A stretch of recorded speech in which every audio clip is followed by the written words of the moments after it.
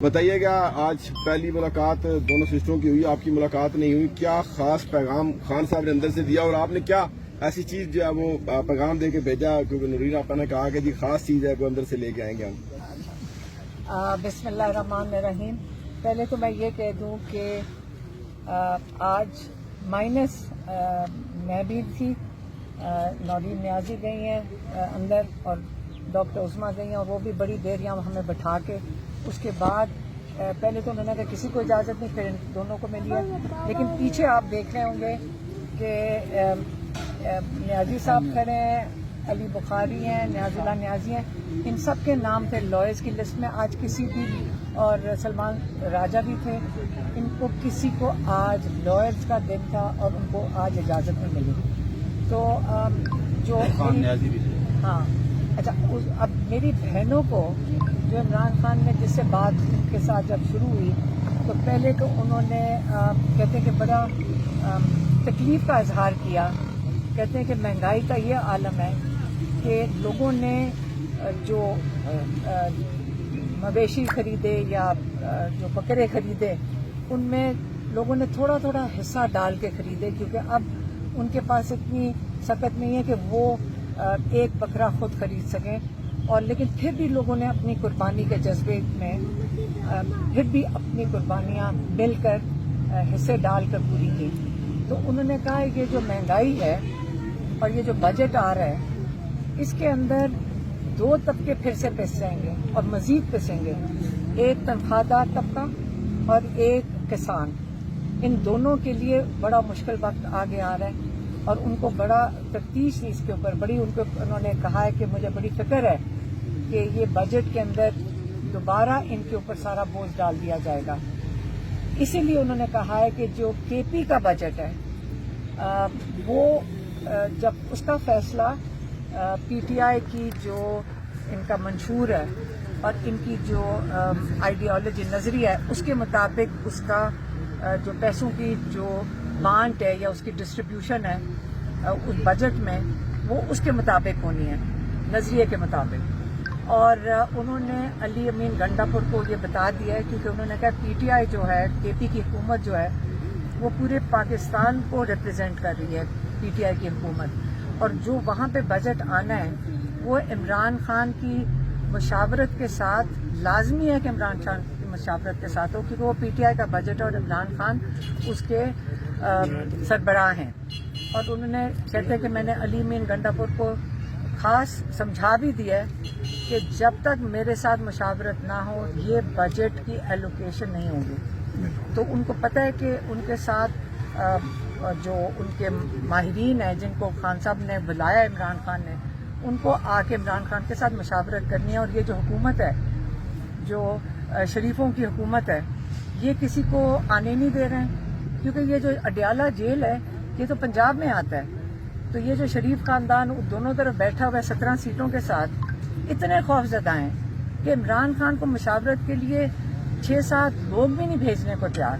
لیکن عمران خان نے بڑا واضح کر دیا اس کے اوپر، اور آئی ایم ایف کو اس کی چیز کی سمجھ آئے گی، اور آئی ایم ایف کو یہ کنڈیشن ہے کہ عمران خان کو پہلے آ کر ملاقات کر کے اس کے اوپر مشاورت کریں۔ جو اگلا والا پیغام ہے اس کے اوپر عمران خان نے کہا ہے کہ میں نے بتا چکا ہوں، میں نے بھیج دیا یہ پیغام، پورے پاکستان میں تیاری ہو رہی ہے، سب تنظیموں کو کہہ دیا کہ آپ تیاری کریں، اور جو اب تحریک شروع ہوگی وہ عمران خان جلد اس کے بارے میں پیغام باہر بھیجیں گے۔ اور یہ تحریک کس چیز کے لیے؟ آئین اور قانون کی بالادستی کے لیے۔ یہ 26ویں ترمیم کے بعد آپ کو پتہ ہے کہ ایک 27ویں ترمیم کی تیاری ہو رہی ہے، تاکہ جو آپ کا جو بچا کچا قانون یا ججز کے پاس جو اختیارات ہیں وہ بھی لے لیے جائیں، اور یہ مکمل طور پہ اس کو رول آف لا کو دفن کر دیا جائے، تاکہ انصاف کا نام و نشان پاکستان میں ختم ہو جائے۔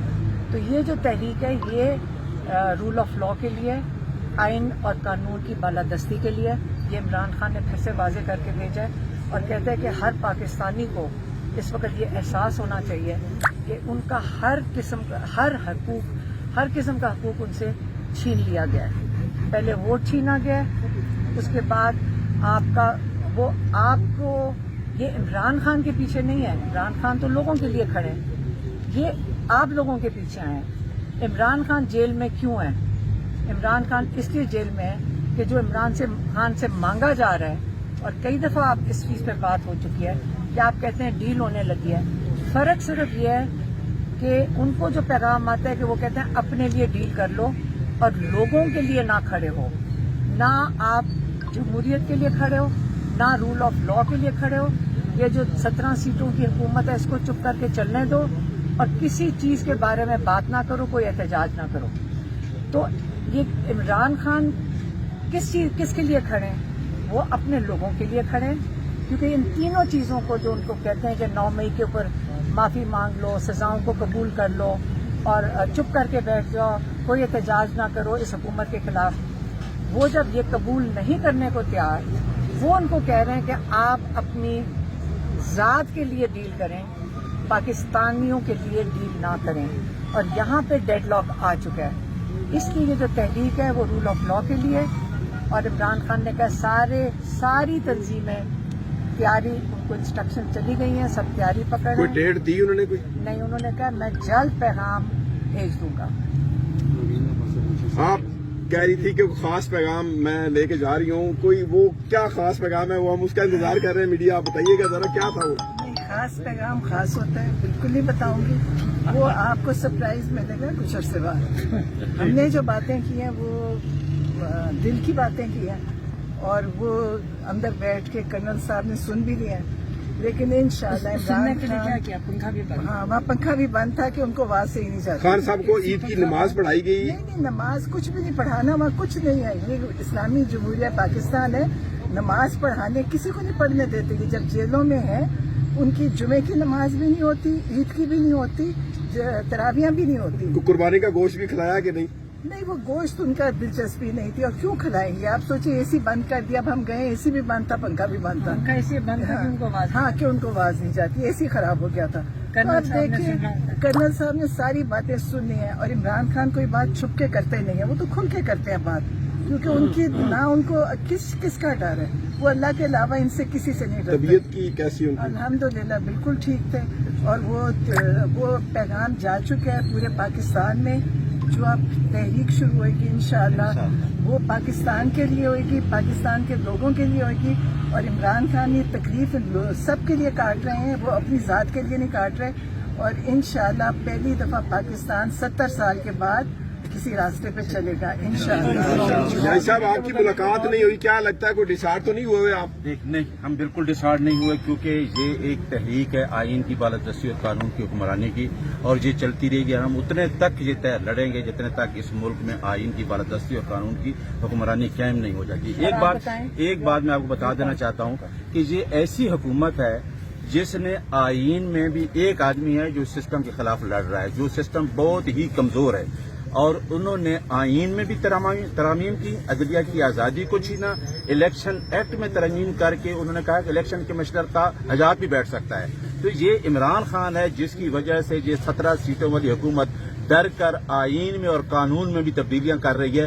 لیکن یہ انقلاب نہیں رکنا, انشاءاللہ یہ تحریک چلے گی, اور یہ تحریک اپنے مقاصد میں بھی کامیاب ہوگی. دوسرا, خان صاحب ہمیشہ پیغام دے رہے ہیں, اور آج میں یہ بات بھی کرنا چاہتا ہوں کہ جو ہماری بار کا صدر ہے واجد گیلانی, جس نے یہ سپورٹ کیا ہے کہ 27ویں ترمیم کو میں اپریشیٹ کرتا ہوں. بھائی ابھی تک تو وہ 27ویں ترمیم آئی نہیں ہے. یہ اعظم نذیر تارڑ اور بھون جو اس سسٹم کو تباہ کرنے والے ہیں, جو اس بار کونسل میں بیٹھ کے اتنے بڑے ریگولیٹری اتھارٹی بیٹھ کے انہوں نے پورے سسٹم کو تباہ کیا ہے, اور یہ ایک گراؤنڈ بنا رہے ہیں کہ شاید وکیل بھی 26ویں ترمیم کے ساتھ ہیں. ہم بالکل ساتھ نہیں ہیں, کیونکہ یہ وہ ترمیم ہے جو آئین کی پریمبل کے اندر لکھا ہے کہ عدلیہ آزاد ہوگی. اسی وجہ سے عمران خان نے کہا تھا کہ پہلے تو ایک قاضی فیضی صاحب بیٹھا تھا, اب ہر کورٹ میں قاضی فیضی صاحب بیٹھا ہے.